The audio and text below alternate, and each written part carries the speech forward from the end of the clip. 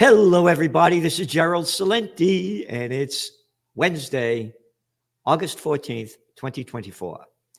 And once again, we have with us a man of men, a true American who lives in the spirit of the founding fathers and knows the Constitution and the Bill of Rights like nobody else. And if you could show me anybody else, let me see them, because it's certainly not the unsupreme court. It's not all the little morons and jerks in Congress. No, they don't know, as we would say in the Bronx, dick about shit.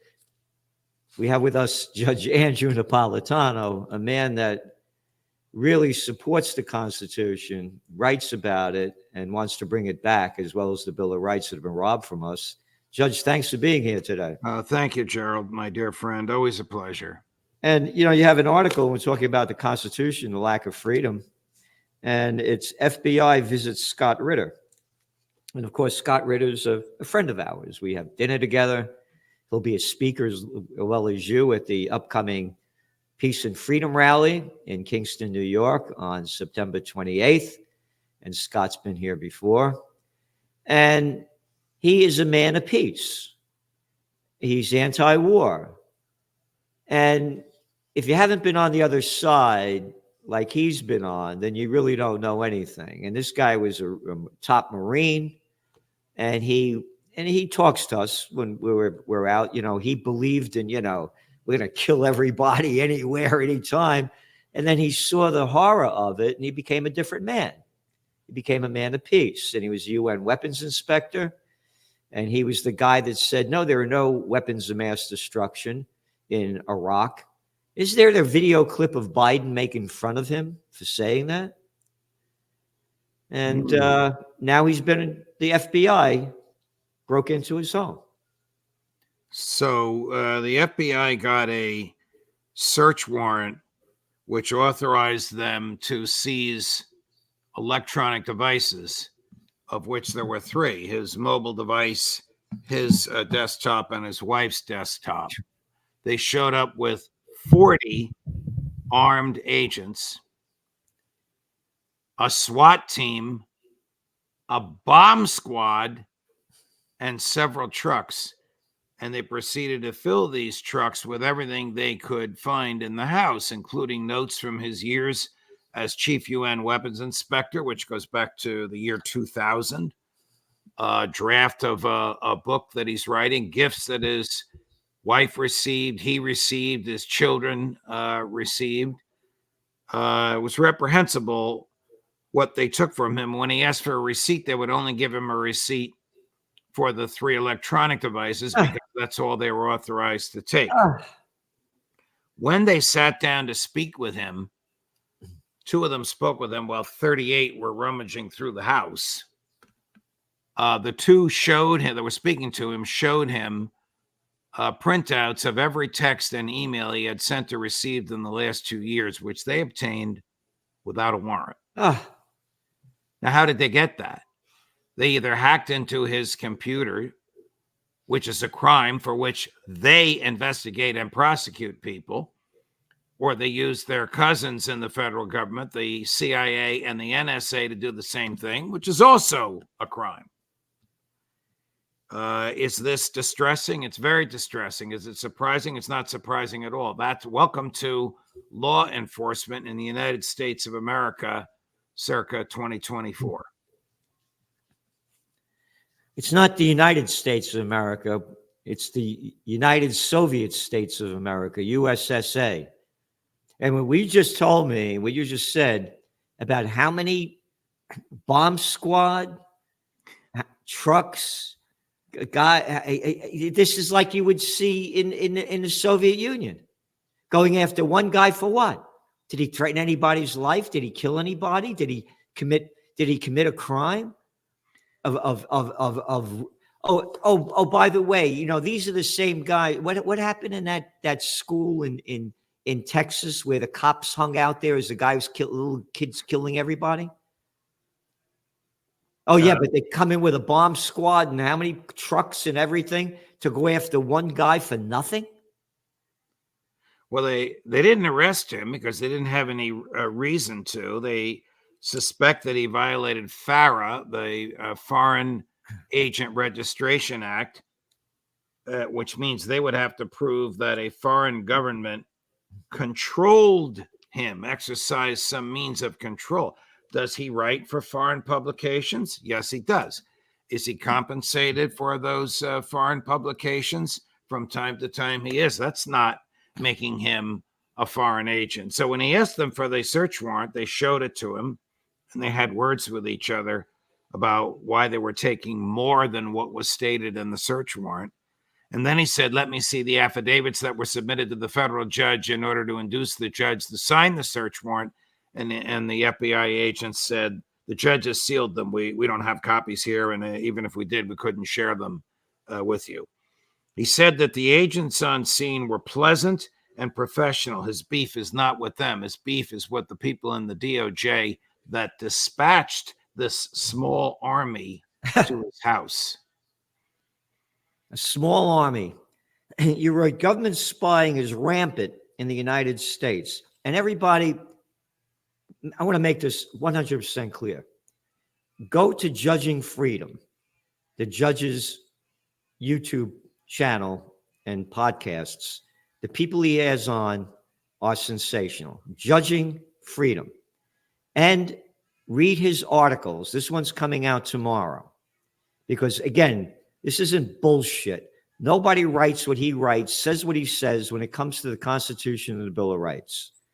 Government spying is rampant in the United States, and the feds regularly engage in it as part of law enforcement's well-known antipathy to the Fourth Amendment.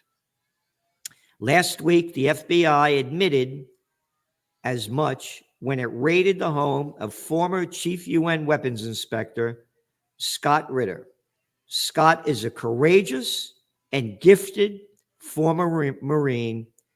He is also a fierce and articulate anti-war warrior. An anti-war warrior. How dare you? How dare you be anti-war? You're not allowed on any of the media if you're anti-war. If you're pro-peace, you're banned. But day after day, they spew out the crap coming out of the mouth of that little clown boy, Lindsey Graham, who is so pro-war. Did you hear the latest with after the Ukraine's invaded into Russia? No, from Graham, no. What did he say now? Oh, he congratulated them. Great job. Keep it going. But you call for peace, you got the FBI, the NSA, the CIA, and the government after you. You know, the government fears and hates Scott for two reasons. One, he used to be one of theirs, as you pointed out. Here is a Marine who fought in Afghanistan, literally saw a battle. He was on the staff of General Schwarzkopf. That's actually pre-Afghanistan. That's the George H.W. Bush invasion of Iraq to get them out of Kuwait. So he was involved in that. And then he had a 180-degree transformation from physical warrior to anti-war warrior. So the government hates that because he knows all the government's secrets and tricks.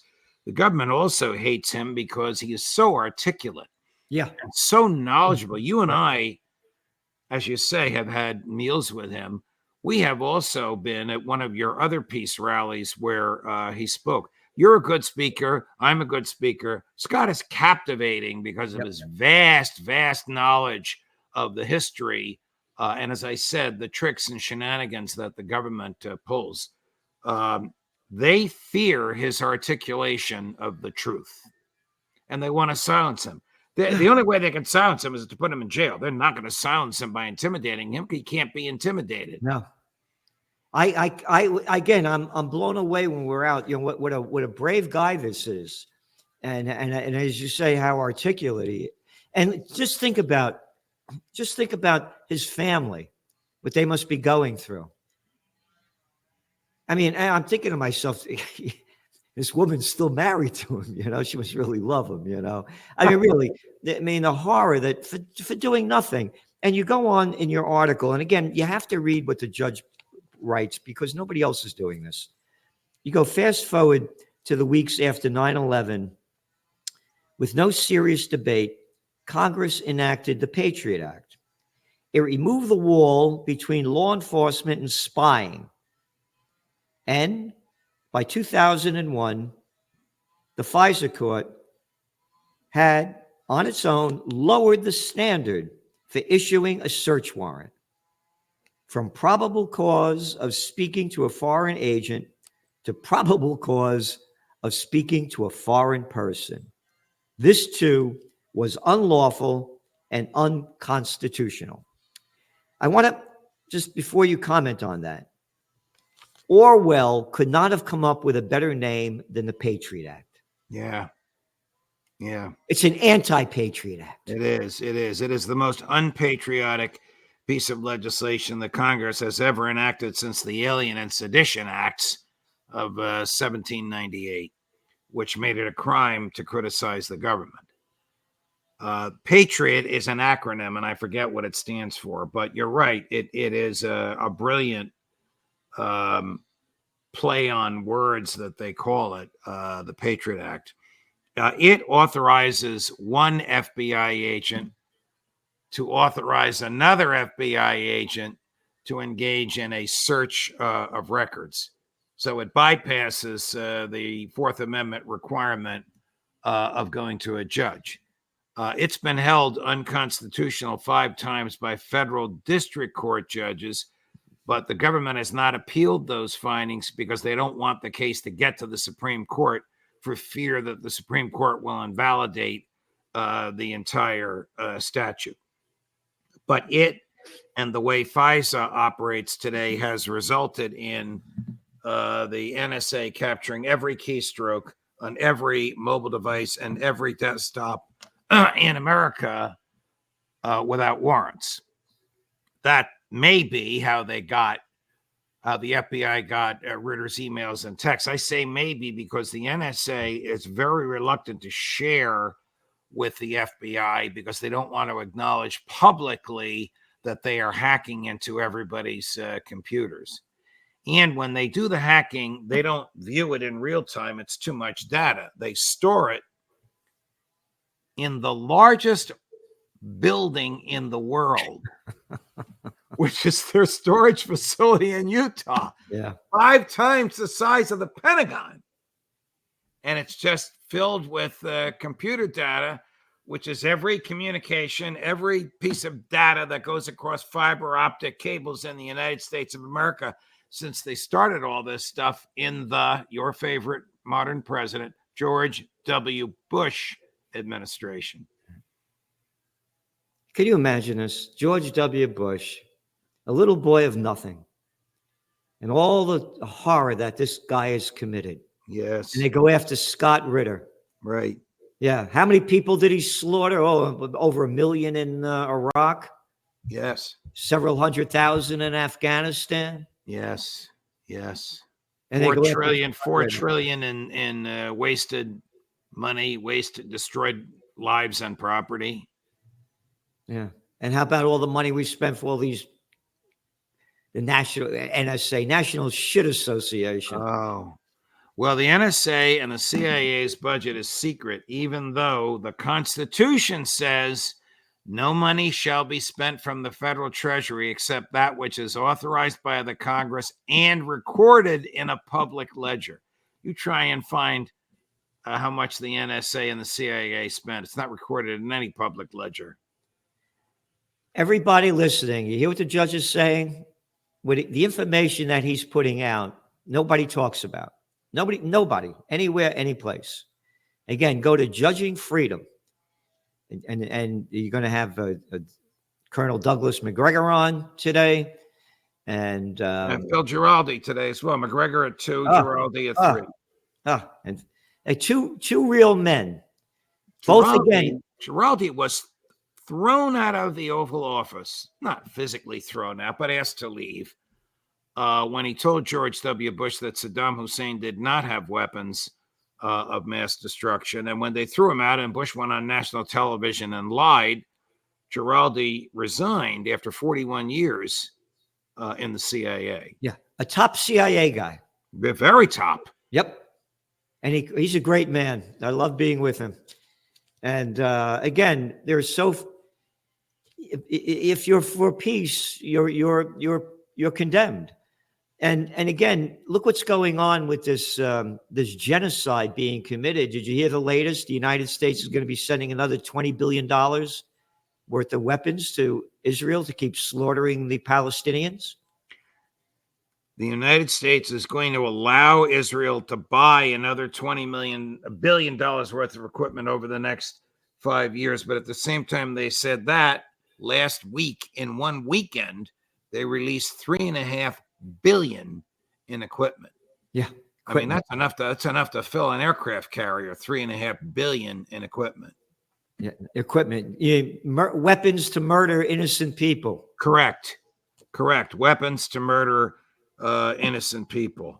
Their head of their national security police force, like the head of their FBI, this right-wing fanatic Itamar Ben-Gvir, yesterday led 1,000 Zionists raiding the Al-Aqsa Mosque, a place dedicated under Israeli law for the use of Islamic worship only. Hamas has decided it's not going to participate in the negotiations anymore because every time they agree to what Netanyahu wants, he ups the ante. And then, of course, he infamously murdered the chief negotiator. Yeah. So I don't know where it's going to go. And Joe Biden said on NBC News, the United States is not at war. I mean, thank God. Democrats, thank God for them. He's not running for re-election because his mind is getting worse and worse. The troops are in Yemen and Syria as a tripwire. Troops are in Israel. This invasion of Russia by Ukraine was planned by NATO for months, participated in by Polish troops, Estonian troops, Romanian troops, German troops, French troops, British troops. Russian surveillance reports that it has detected English-speaking voices with American accents from among those who were later killed by the Russian troops. Did the United States invade Russia? Yes. Yeah. What is Russia going to do about it? Under international law, the U.S. is now fair game. Again, that's why we need peace, and we're doing everything we can to try to make that happen. And so remember, we're having a Peace and Freedom rally on September 28th, Kingston, New York, on the Four Corners of Freedom, John and Crown Street, starting at 3 p.m. Judge Andrew Napolitano, Scott Ritter, Max Blumenthal, Anya Parampil, and others will be here. And if we don't unite for peace, we're going to die in war. And Judge, with the information that you're putting out, again, you know, nobody's saying it and putting it together like you are, and the people that you have on really know the facts and information that the people have to know about. But of course, you know, they were mostly concerned about the Olympics. You know, who cares about what's really going on about this stuff here? You know, it's so sad to see the decline of the society in front of our eyes, and the lack of, again, where are all the religions, as I keep saying? What are the Seventh-day Adventists waiting for the eighth day? Will all the Quakers die in an earthquake? Now, I know another group, I didn't want to mention their name, you know, they claim to be peace advocates, a religion, not a word from them. I asked them to support us, don't get back at all. None of the religions are out there. They should all, every priest, every monk, every from name the religion, they should all be out there for peace if they claim to believe in their God. Because none of them is. None of them is. Yep. There was a time when even in the Catholic Church, there were guys like the Berrigan brothers, two Jesuits, both of them went to jail for anti-war activity, but their sermons were fabulous. You don't even have that anymore. No. So we're doing what we can. All these people that believe in God, what God you believe in? No God believes in this mass murder and annihilation of people. How about thou shalt not kill? You forgot that one? Yeah. Anyway, so Judge, thank you for all that you're doing. Oh, and by the way, we're still staying with our forecast. Again, I don't like either of them. I'm a political atheist, don't believe in the system at all. Can't stand either of them. And so people hate me because I say this. Looks like Harris is going to win big time. Minus if the economy crashes or a market crash, then it's going to be Trump. Minus a wild card, as our Cover the Trends Journal shows, it's going to be Biden. Biden. It's the Obama administration 2.0. Right. It's the same Right. team, Right. team of criminals. Right. Well, Trump is not doing himself any good with his public meltdowns. No. In fact, he's hurting himself and attacking her race is just insane. I don't know who's advising him to do that. Probably nobody. He's probably doing it on his own. He does have professional advisors, but he doesn't listen to them. No. Well, you know that. He only listens to himself. Yeah. And RFK Jr., talk about a meltdown. A judge very close to where you are now just ruled that he doesn't live in New York. Yeah, which he doesn't. Therefore, committed perjury on his petitions. Now, he has stated he lives in New York.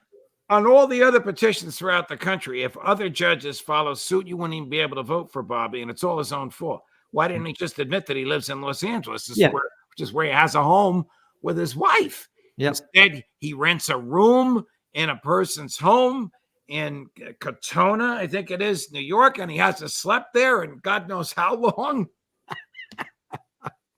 And of course, the day before they raided Scott Ritter's home, there's a picture of him and Bobby Kennedy, RFK Jr. rather, when he was up there in Albany trying to get on the ballot.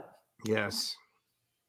Having burgers together for lunch. Scott has been advising him. He doesn't listen to Scott. You have been with me when I have texted him about Gaza, and he explodes. But you and Gerald are driving me crazy. We're not driving you crazy. You're in favor of slaughter and genocide, Bobby. I love you, but you're in favor of genocide. And that's when we both stopped supporting him. Right. Yep. Judge, we gotta everybody, please do what you can. In any way you can. Do something positive to change this negativity. It does not take a majority to prevail, but rather an irate, tireless minority, keen on setting brush fires of freedom in the minds of men since Samuel Adams. And Judging Freedom is making that happen as well. Thanks for tuning in, being here, Judge, and don't forget to tune in to Judging Freedom. Thank you. Thank you, Gerald. All the best.